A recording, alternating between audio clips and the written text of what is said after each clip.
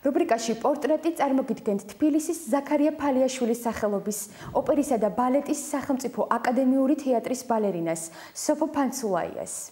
მე ვარ სოფო ფანცულაია, ვარ სოხუმელი და ვარ ბალერინა.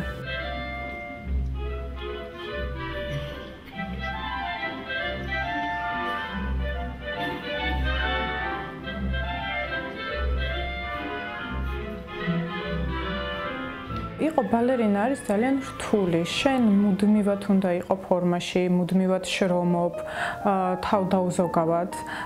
ძალიან საპასუხისმგებლო არის ეს ყველაფერი. მიუხედავად იმისა, რომ შეიძლება ერთი თვის წინ გქონდეს ნაცეკვი რაღაც სპექტაკლი, ერთი თვის შემდეგ შენ მაინც უნდა ირეპეტიციო, მაინც თავიდან იწყებ ყველაფერს. შენიშვნები, შეცდომები, ყველაფერი უნდა გამოასწორო, ყურადღებით უნდა იყო. მარტო შენ თავზე არ ხარ დამოკიდებული, როდესაც კორდებალეტში დგახარ, იქ ყველა ერთმანეთზე ფიქრობს, იმიტომ რომ თუ მე შემეშალა, ესე იგი ყველამ თავიდან უნდა დაიწყოს ყველაფერი. მთელი დღე ხარ დაძაბული. ვისვენებთ მხოლოდ ზაფხულში, ზაფხულობით და ის დრო, რაც გვაქვს, არ გყოფნის ხოლმე, იმიტომ რომ წელიწადში მინიმუმ 10 ბალეტი გვაქვს საცეკვი. და 10 ბალეტიდან დღეს თუ ვიცეკვე ერთი პარტია, შეიძლება ორ თვეში ახალი პარტია მომცენ და ის უნდა ვისწავლო, ის უნდა ვიცეკვო. ანუ სულ რაღაცა სიცოცხლე არის, სულ დატვირთული ხარ, სულ რაღაცნაირად ხარ, კარგად ხარ.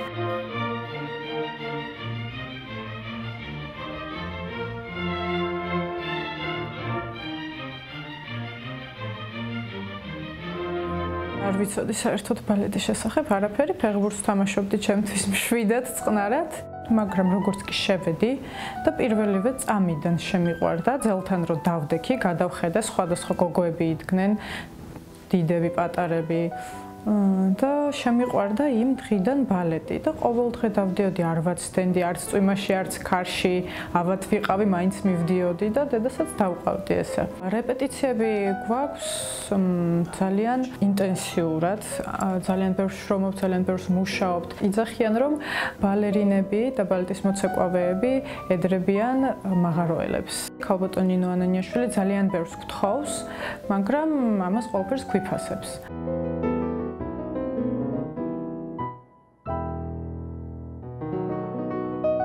ჩვენი ფიზიკური დატვირთვა ყოველ დღე იწყება ერთნაირად. ანუ გვაქვს კლასი, ხურდებით ვიწყებთ ნელ-ნელა. კლასის მერე გვაქვს დაახლოებით 20 წუთიანი ან 10 წუთიანი დასვენება და მერე იწყება ინტენსიური რეპეტიციები თავისი სრული დატვირთვით.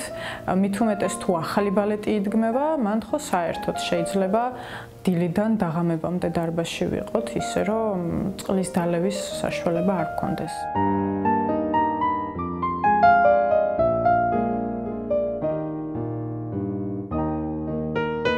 კლასიკური ბალეტი საერთოდ არის ძალიან რთული იმით, რომ შენი სხეულით უნდა ილაპარაკო, უნდა მოყვე შენი მოსაყოლი, უნდა გადმოსცე ყველაფერი, მაგრამ ეს ხდება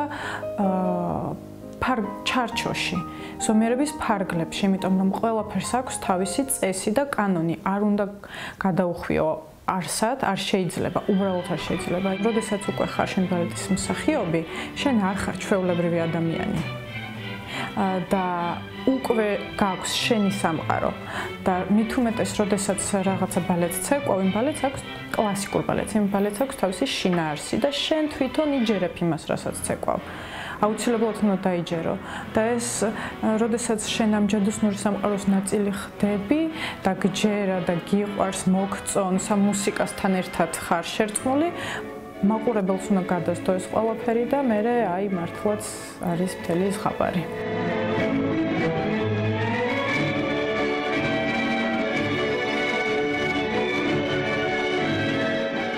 დონკიხოტში პირველი მოქმედება არის, ხდება ყველაფერი ქუჩაში, ხო? და მე უბრალოდ ჩვეულებრივი გოგო ვარ, ხო?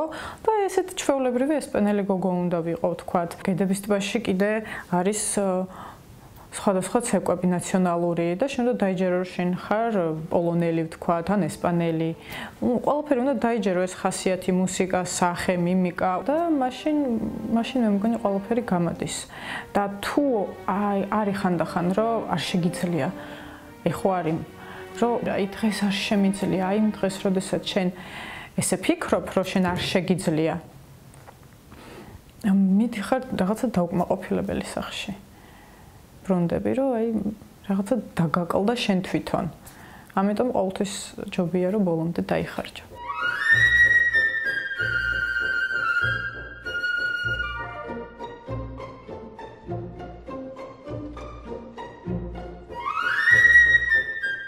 მე მყავს ოჯახი, ჩემი მეუღლე დათო და ჩემი მეორე პრინცესა ანა და ლილე. ლილეს უახლოხან შემეძინა თვენახევრის არის. ჩემი მეუღლე პროფესიით ფინანსისტია. ხელოვნებასთან აკავშირებს ერთადერთი რამეს მე ვარ. არ იყო ბალეტის მოყვარული, მაგრამ იმის მე რაც მე გამიცნო და ცოლად შემირთო ხშირი სტუმარი არის სხვადასხვა თეატრების. ხელს უწყო მე პირადად და მთელი ოჯახი, რომ მან თავისი პროფესიით გააგრძელოს მუშაობა და იყოს ჩართული იქ, სადაც მთელი თავისი სული და გული აქვს ჩადებული ბავშვობიდან.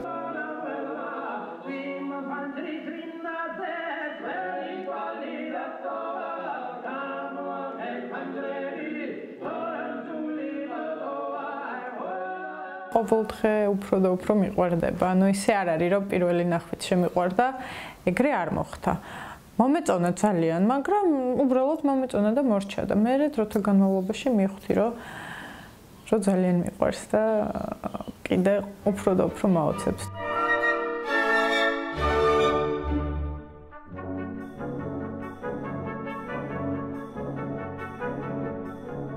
ჩვენთან დასში თითქმის ყველას ყავს შვილი, ორი, არის შემთხვევა სამი ბავშვი ყავს ჯემს მეგობარს ერთ-ერთ ბალერინას. ჩვენი თაობა განსხვავდება ძველი თაობისგან იმით, ალბათ, პირველ რიგში, რომ ადრე ესე ვერ ოჯახდებოდნენ, ვერ რაჩენდნენ შვილებს ბალერინები, იმიტომ რომ, არ ვიცი, სიმართლე გითხრათ, რატომ არა, მაგრამ რაღაცა დაახლოებით ზოგი კარიერას ვერ თმობდა, დროც ისეთი იყო, თანაც მიღებული იყო ისეთი თითქოს რომ ბალერინას არ უნდა ყავდეს შვილი. მაგრამ დღევანდელ დღეს 21 საუკუნეში თანამედროვე ბალერინები ვქმნით ოჯახებს, ბავშვებს ვაჩენთ, მაგრამ ესეც ალბათ ჩვენ თეატრიდან გამომდინარეა, იმიტომ რომ ხელს გვიწყობს ჩვენი თეატრი, რომ მთლად ესე არ ვიყოთ მარტოები და ეს ბედნიერება განვიცადოთ. მიუხედავად იმისა, რომ აფხაზეთში ჩემი აფხაზი ბები არის, რომელიც ძალიან მიყვარს, ადრე ბავშვობაში ჩავდიოდი, იქ მეგობრები მყავს, რომლებიც ძალიან მიყვარს და ნათესავები. უფრო მეტად იმიტომ მიყვარს და შემტკივა გული, რომ ჩემი მშობლებისთვის არის ყველაფერი.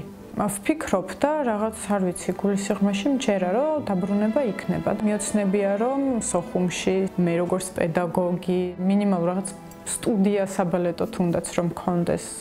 ეგეთი ოცნებები მაქვს. სამწუხაროდ მე არასდროს არ ვარ ნამყოფი სოხუმში და თვითონ აფხაზეთში არც ერთ ქალაქში ძალიან გული მწყდება. 10-11 წლის ვიყავი და მახსოვს, როგორ დავკარგეთ ამ ხელა ტერიტორია, დევნილების გადმოსვლა და მოკლედ ძალიან სუდად მახსოვს და ძალიან მტკივნეულია დღემდე. ძალიან პატარა ვიყავი, როდესაც აფხაზეთის ომი დაიწყო და წამოვედით იქედან, მაგრამ აი ეს ალბათ ძალიან მძაფრი პერიოდი იყო ცხოვრების და ამიტომ მკვეთრად მახსოვს. აი მართლა ისე კარგად მახსოვს, ხანდახან მგონია რომ რაღაცა ფილმს უყურე გუშინ და ალბათ ეს მაქვს ჩაყოლილი. მახსოვს რაღაც ავტობუსი იყო, რომელიც ხალხს აგროვებდა და მე მიყავდა აეროპორტში. იმ ავტობუსში რომ ჩავსხედით მე, ჩემი და დედა ჩემი და მამა ჩემი გვაცილებდა, იმიტომ რომ თქვა რომ მე აქედან არსად არ წავალო. მიგვიყვანა ავტობუსმა აეროპორტში, ჩავსხედით თვითმფრინავში და მე პატარა რადგან ვიყავი, დამეძინა და გამეღვიძა იმისგან, რომ დედას ზურგზე ვყავდი მოკიდებული და ყველა ყვიროდა გარით ცეცხლი წაეკიდა თვითმფრინავს და იმ თვითმფრინავიდან ჩამოვედით, სხვა თვითმფრინავში იმ დღეს ჩვენ ვერ ჩავჭდებოდით და დავბრუნდით ისევ სახლში. მე ისევ ეს აეროპორტი მახსოვს. რაღაც უცნაური კიბე იყო და იმ კიბეზე ხალხი აყავდათ, ესა ხელით ეკაჩებოდნენ ერთმანეთს და უთხრეს დედაჩემს, რომ თქვენ აბრძანდითო და თქვენ შვილს მე მოგაწუდით, იმიტომ რომ ესე უფრო ადვილი არისო. ამასობაში დედაჩემი ავიდა და მე იმის ნაცვლად რომ დედაჩემისთვის მივეწოდებინე, უცბად გვერდზე გადამდეს ესე და ისე მოხდა რომ აურზაურში იქეთ ჩემი და ცალკე მე აქეთ დედა ჩემი დაიბნა არ იცოდა რა იქნა და ნუ ისე მოხდა რომ თითქოს დავიკარგეთ უცბად ვიღაცამ მომიყვანა იქ ქვემოდან ესე ამიყვანა ხელში და აღმოჩნდა ბებია ჩემის ძმა ნოდარი დამინახა და მიპოვა და ნუ ეს ძალიან ისეთი იყო მახსოვს ვტიროდი რომ დროზე დედა იპოვე თქო სოფოს ოჯახში ყოველთვის თბილად იხსენებენ იმ თავის მხარეს და მეც რომ მიყვებიან მიჩნდება სურვილი რომ ჩავიდე და მე თვითონ ნახო ეს მხარე და რა ვიქაურობას ესე ვთქვათ ჩავიდე და მოვეფერო და ვიგრძნო თავი იქ ისევე როგორც საკუთარ სახლში და საკუთარ ქალაქში. დავდივარ გასტროლებზე და თითქმის მთელი მსოფლიო მაქვს მოვლილი. ერთი ადამიანი მაინც აფხაზეთიდან იქ მხვდება და ვნახულობთ და ვეხუტებით ერთმანეთს მიუხედავად იმისა რომ პირველად ვხედავთ იმ მომენტში, მაგრამ რაღაცნაირი სითბო გვაკავშირებს მაინც, არ ვიცი, ერთმანეთს გულშემატკივრობთ. როდესაც ვიგებ, რომ ჩემი მხრიდან არის ვიღაცა, უფრო დადებითად ვუყურებ. ყველას მინდა მიულოცო ახალი წელი, მინდა ვუსურვო ყველაფერი ის საუკეთესო, რასაც ისურვებს, ვიმეგობროთ და დავივიწყოთ ყველაფერი ის ცუდი, რაც იყო ადრე.